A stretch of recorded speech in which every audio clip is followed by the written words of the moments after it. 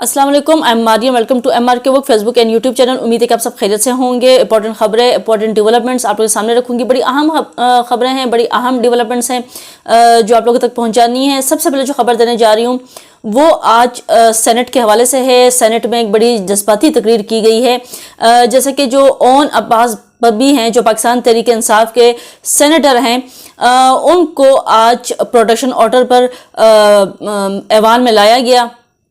और इसके साथ साथ जो है एजाज चौधरी के भी प्रोडक्शन ऑर्डर गुज़िश्ता रोज़ इन दोनों के सेनेटर्स के जारी किए गए थे। और आज जो है जैसा कि सेनेट का जो इजलास है वो यूसुफ रज़ा गिलानी के ज़रिए सदारत हुआ और दोनों गिरफ्तार जो हैं जैसे कि एजाज चौधरी हैं और इसके साथ साथ जो हैं ओन अब्बास बब्बी जो कि गिरफ्तार हैं, इनको प्रोडक्शन ऑर्डर पर लाया गया जब इजलास में। तो ओन अब्बास बब्बी तो इजलास में पेश किए गए, लेकिन इनके साथ साथ जो है वो एजाज चौधरी नहीं पेश किए गए। प्रोडक्शन ऑर्डर इनके भी जारी थे लेकिन इनको पेश नहीं किया गया।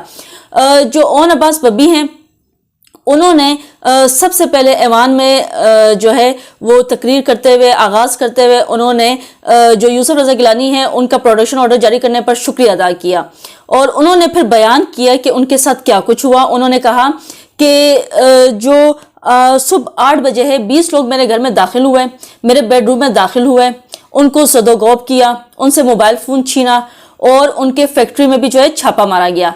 साथ ही साथ ओन अब्बास बब्बी ने कहा कि मुझे जो है लोग मेरे बेडरूम से मुझे सदोकोब करके जब लेकर गए और मुझे जब अदालत में पेश किया तो जज ने मुझसे पूछा कि मुझे किस जुर्म में लाया गया है, तो ये बताया गया कि मुझे 5 हिरन शिकार करने पर जो है वो मुझ पर इल्ज़ाम है। साथ ही साथ उन्होंने ये कहा कि मुझे जो है इस बात की जो है ऐवान में पेश किए जाने की खुशी से ज़्यादा इस बात का दुख है। ओन अब्बास बब्बी ने ये कहा कि मुझे ऐवान में पेश किए जाने पर, यानी उनको तो पेश किया गया लेकिन मुझे अपने साथी के पेश ना किए जाने पर बहुत ज़्यादा अफसोस है कि उनके प्रोडक्शन ऑर्डर जारी किए गए थे और लेकिन उनको जो है ऐवान में पेश नहीं किया गया एजाज चौधरी को। उन्होंने कहा कि चेयरमैन सेनेट के प्रोडक्शन ऑर्डर का जो है वो मजाक उड़ाया गया है। आपके प्रोडक्शन ऑर्डर की जो है वो कोई हैसियत नहीं है, ये कहा गया है एजाज चौधरी को ना पेश करके। अगर उन्होंने मुझे जो है वो ये कहने के लिए कि कंपनसेट करने के लिए मुझे ऐवान में पेश किया कि उनको पता था कि अगर मुझे पेश ना किया गया तो आप जो हैं वो आज इजलास की जो है वो सरबराही नहीं करेंगे, यानी जो यूसुफ रज़ा गिलानी है वो इजलास की सरबराही नहीं करेंगे। तो उन्होंने कहा कि मुझे फिर उन्होंने इसलिए पेश कर दिया।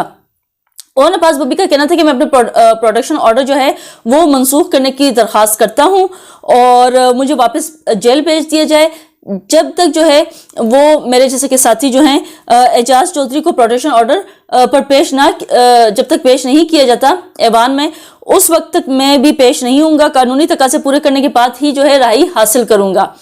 फिर उन्होंने जो है जो ओन अब्बास बब्बी हैं उन्होंने वॉकआउट असम्बली से जो इजलास है उससे करने की कोशिश की तो उस पर यूसुफ रज़ा गिलानी ने उनको रोक दिया और उन्होंने कहा, यूसुफ रज़ा गिलानी ने कहा कि ओन अब्बास बब्बी को आज पेश कर दिया गया लेकिन एजाज चौधरी को पेश नहीं किया गया। प्रोडक्शन ऑर्डर अमल दमद ना होने का मामला जो है इस्तिकाक कमेटी को भेज रहा हूँ, ये यूसुफ रज़ा गिलानी ने कहा है।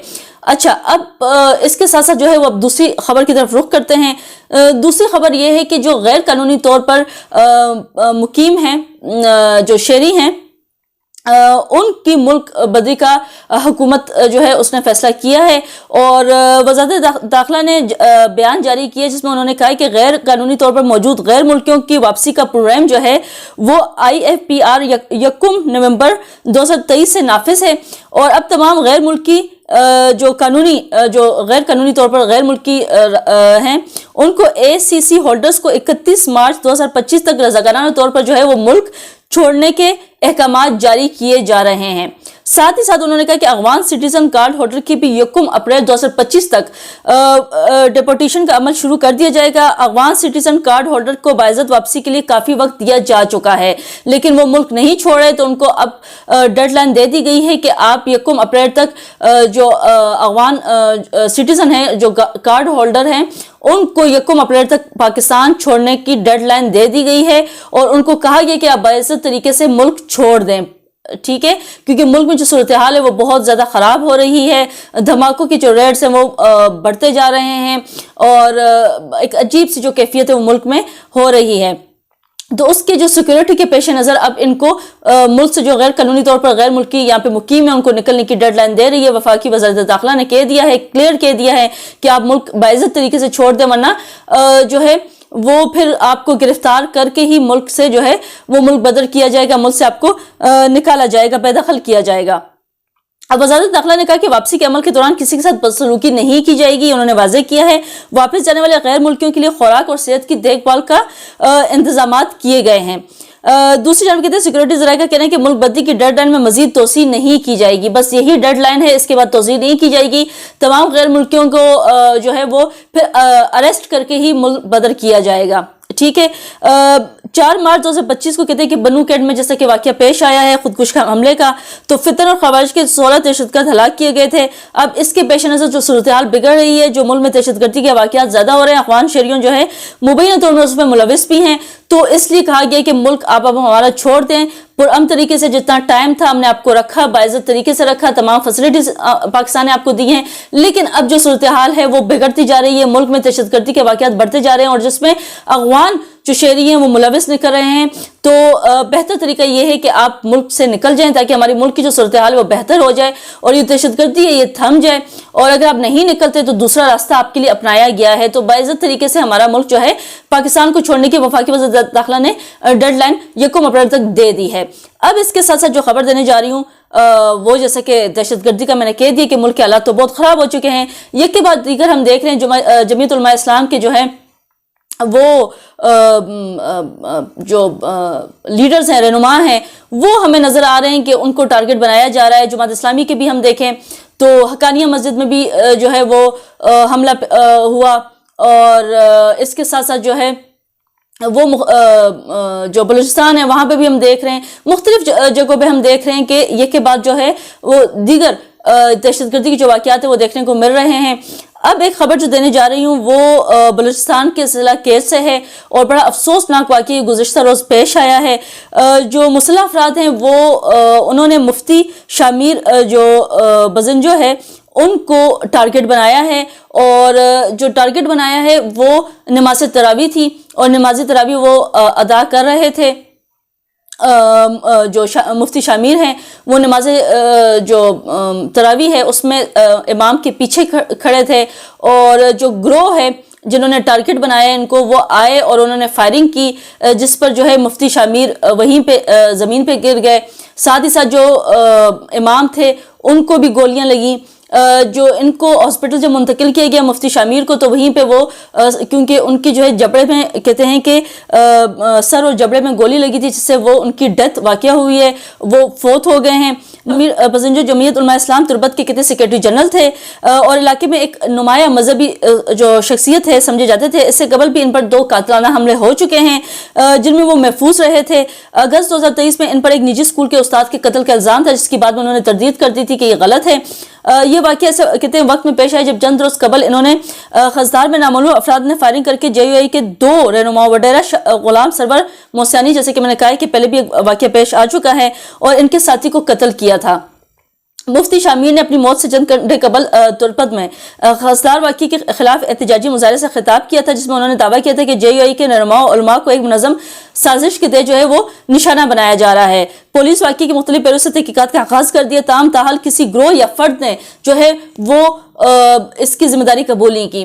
دیکھیں اگر ہم حقانیہ مسجد کی طرف رخ کرتے ہیں تو حقانیہ مسجد کا جو حامد الحق ہیں ان کا بھی کہا جا رہا ہے کہ کوئی دہشت گرد کا سراغ نہیں مل رہا, رائٹ. اس کے بعد اگر ہم جو ہے وہ دیکھیں کہ جو JUI کے رہنما ہے وڈیرہ غلام سرور موسیانی, ان کا بھی کوئی اتا پتہ نہیں چل رہا. اور اب جو ہے اگر ہم مفتی شامیر کا دیکھیں تو ان کا بھی کہا جا رہا ہے کہ کوئی تنظیم قبول نہیں کر رہی, یعنی یک کے بعد دیگر جو ہے وہ ان کو ٹارگٹ بنایا جا رہا ہے, اس پرٹیکولر جماعت کو جو ہے وہ ٹارگٹ بنایا جا رہا ہے, اور یک کے بعد دیگر رہنما جو ہے ان کے ٹارگٹ کر کے مارے جا رہے ہیں. لیکن کوئی دہشت گرد جو ہے وہ کوئی تنظیم جو ہے وہ یہ قبول نہیں کری کہ یہ وہ ملوث ہے ان جو ہے ان واقعات میں, اور ان کا کوئی سراغ بھی نہیں مل رہا. تو حکومت کو اس کی طرف ضرور توجہ دلانی چاہیے, اور اگر اس طرح کے معاملات ہیں تو ان لوگوں کو جو ہے सिक्योरिटी फराम करनी चाहिए, जिस तरह की सिचुएशन इस पर्टिकुलर जमात के लिए, जमीयत उलमा इस्लाम के लिए बन चुकी है, तो ये अब वक्त की ज़रूरत बन चुका है कि इनको सिक्योरिटी सख्त से सख्त दी जाए और जो मुजरिम हैं उनके खिलाफ जो है कानूनी कार्रवाई मजीद तेज कर दी जाए। यहाँ पे एक धमाका होता है किसी और जमात का तो दूसरे दिन उनका सर मिल जाता है, फौरन ही मिल जाता है कि सर पड़ा हुआ था यहीं पे और ये दहशतगर्द था, इस फलान तंजीम ने कबूल कर लिया। अब तो कोई तंजीम भी कबूल नहीं कर रही, कोई सर भी नहीं मिल रहा, लेकिन एक के बाद दीगर और मुतवातिर हो रहा है, मुतवातिर इन 2 हफ्तों के अंदर मुतवातिर ये वाक़यात बढ़ते जा रहे हैं, लेकिन इसकी तरफ कोई तवज्जो नहीं दी जा रही, इनकी सिक्योरिटी की तरफ कोई तवज्जो नहीं दी जा रही। तो हुकूमत को चाहिए कि सिक्योरिटी की तरफ तवज्जो दी जाए और जल्द से जल्द जो है जो मुजरिम हैं उनको सख्त से सख्त सजा दी जाए और जो इनके खिलाफ ऑपरेशन है वो तेज किया जाए। खैर, आज की वीडियो से इतना ही। आप लोग से मुलाकात होगी एक नई व्लॉग में, नए टॉपिक के साथ। अंटिल देन, अल्लाह हाफिज़।